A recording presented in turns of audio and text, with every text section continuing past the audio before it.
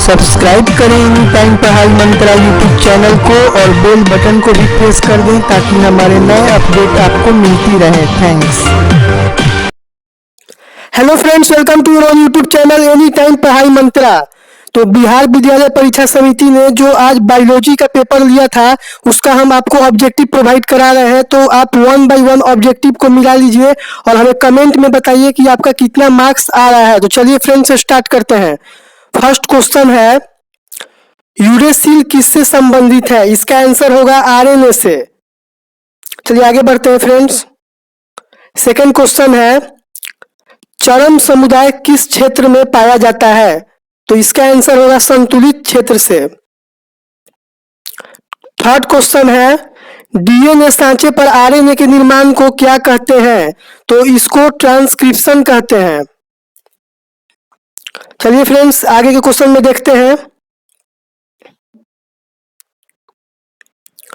Transgenic मूसो चूहों का प्रयोग किसके लिए कर सकते हैं? वैक्सीन की सुरक्षात्मक जांच हेतु।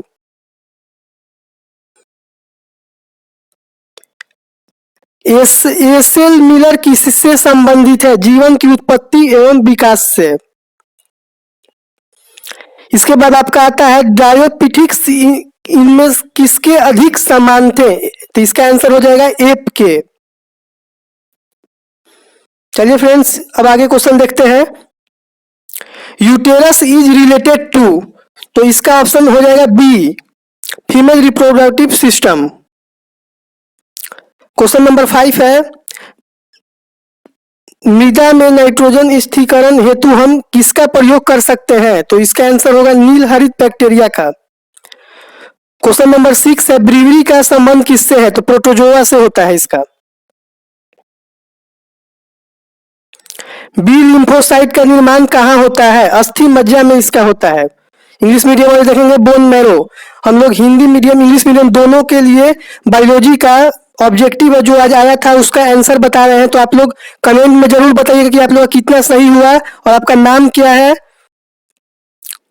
क्वेश्चन नंबर 28 है, आरएनएआई का प्रयोग रोगाणुओं को नियंत्रित करने हेतु किस पौधों में किया जाता है? इसका आंसर हो जाएगा तंबाकू। क्वेश्चन नंबर 29 है, पादपों में एम्फीबियन किससे संबंधित है? तो इसका आंसर हो जाएगा ब्रायोफाइट्स। क्वेश्चन बिहार बोर्ड इस बार 10 सेट में पूछा था तो सबका नंबरिंग अलग होगा लेकिन क्वेश्चन सबका सेम होगा, इसलिए मैं क्वेश्चन बोल दे रहा हूँ। जो क्वेश्चन का आंसर होगा वो भी आपको प्रोवाइड करा रहा हूँ, जिससे आप क्वेश्चन के थ्रू अपने आप को आइडिया लगा लीजिए कि किस क्वेश्चन में आपने क्या सही किया है। क्वेश्चन नंबर 10 है, क्षय रोगों का संक्रमण मुख्यतः किसके द्वारा होता है? हवा के द्वारा। पीसी कल्चर किससे संबंधित है? जलीय जंतुओं से। जॉय रिएक्टर अनुकूलतम परिस्थिति में क्या निर्माण करता है? तो इसमें इसका ऑप्शन हो जाएगा ये सभी। आगे क्वेश्चन है, बाहरी डीएनए को मेजबान कोशिका में लाने हेतु किसका प्रयोग कर सकते हैं? जीन गन का। आगे का क्वेश्चन कहता है कि किस खास समय एवं स्थान में किसी खास आबादी में मृत्यु की संख्या को क्या कहते हैं? तो इसे मोर्टिलिटी कहते हैं। चलिए आगे बढ़ते हैं। आगे क्वेश्चन नंबर मैं नहीं बोल रहा हूं क्योंकि क्वेश्चन नंबर बोलने से आप लोग को कंफ्यूजन होगा, तो मैं क्वेश्चन को ही बोल दे रहा हूं, इसका आंसर बोल रहा हूं। आगे क्वेश्चन कह रहा है, ईस्ट में प्रजनन मुख्यतः किसके माध्यम से होता है? मुकुलन इसका आंसर हो जाएगा। आगे है, ताइचुंग इनमें से किसकी किस्म है? ईख की। सिकल कोशिका एनीमिया किस प्रकार का रोग है? ऑटोसोम संबंधित रोग है। चलिए फ्रेंड्स आगे बढ़ते हैं। क्वेश्चन कह रहा है, रेस्ट्रिक्शन एंजाइम जाने जाते हैं आणविक कैंची के रूप में। इसका आंसर बी हो जाएगा। अफीम किससे प्राप्त होता है? पापावर सोनिनिफेरम से। एचिक जीन के बहुलीकरण हेतु किसका उपयोग कर सकते हैं? पीसीआर का। आगे है, कुछ रोगों के शीघ्र एवं सही पहचान हेतु हम किसका प्रयोग कर सकते हैं? एलाइजा का। परिपक्व शुक्राणु के शीर्ष में एक टोपी नुमा संरचना पाई जाती है, उसे क्या कहते हैं? एक्रोसोम उसे कहते हैं। इसका ये आंसर हो जाएगा। स्त्री दल चक्र पुष्पों में बना होता है, इसमें उपरोक्त सभी आंसर होगा। चलिए ये हो गया है। अब देखिए, क्राई आईएबी किसे नियंत्रित करता है? कौन छेदक को? जल धारण क्षमता इनमें से किसका गुण है? मृदा का ये गुण है। एमपी आर जीन किसमें प्रतिरोधक क्षमता विकसित करने हेतु उत्तरदायी है? प्रतिजैविक में।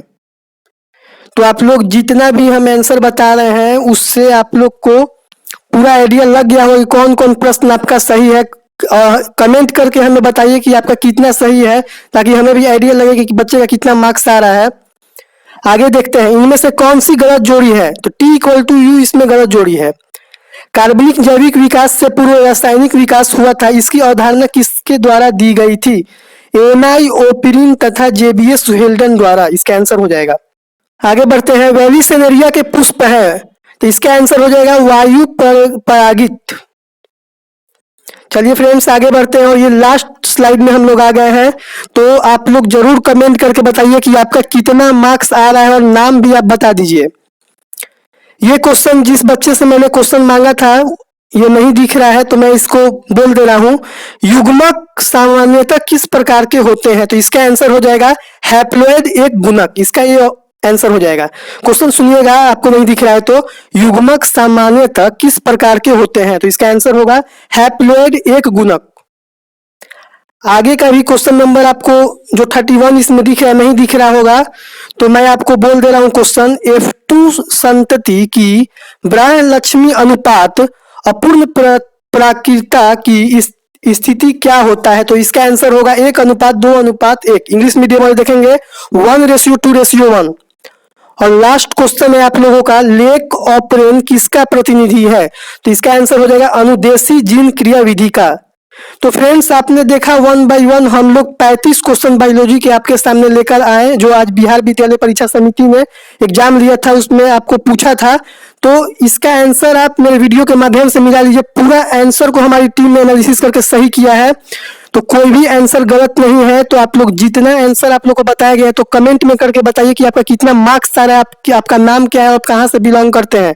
तो चैनल पे ऐसे ही प्यार बनाए रखिए, वीडियो को कीजिए लाइक शेयर सब्सक्राइब। थैंक्स।